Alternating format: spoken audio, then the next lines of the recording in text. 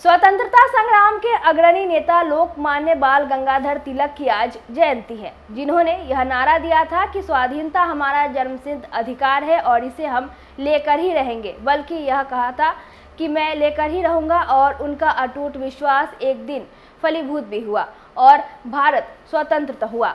यह बातें साहित्यकार डॉक्टर संजय पंकज ने आमगोला स्थित शुभानंदिनी में लोकमान्य बाल गंगाधर तिलक को स्मरण करते हुए कही।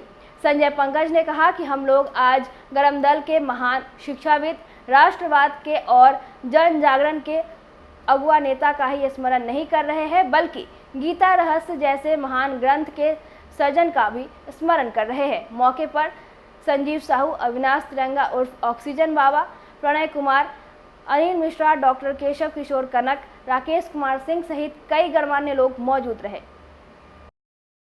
स्वतंत्रता संग्राम के अग्रणी नेता लोकमान्य बाल गंगाधर तिलक की आज जयंती है, जिन्होंने यह नारा दिया था कि स्वाधीनता हमारा जन्मसिद्ध अधिकार है और इसे हम लेकर ही रहेंगे। बल्कि यह कहा था कि मैं लेकर ही रहूँगा, और उनका यह दृढ़ विश्वास एक दिन फलीभूत हुआ, भारत स्वतंत्र हुआ। और आज उनका स्मरण करते हुए केवल एक गरम दल के महान शिक्षाविद का ही नहीं, महान भारतीय राष्ट्रवाद के और जन जागरण के अगुआ नेता का ही स्मरण नहीं कर रहे हैं, बल्कि गीता रहस्य जैसे महान ग्रंथ के सर्जक का भी स्मरण कर रहे हैं। वे कर्मवादी थे, वे एक वीतरागी थे, और वीतरागी ऐसा कि उनके इकलौते पुत्र की मृत्यु हो गई। उस दिन गीता के मोह मुक्ति पर कहीं व्याख्यान दे रहे थे, इसी बीच में सूचना मिली। वे अडिग भाव से लगातार बोलते रहे और बिना विचलन के उन्होंने अपना व्याख्यान समाप्त किया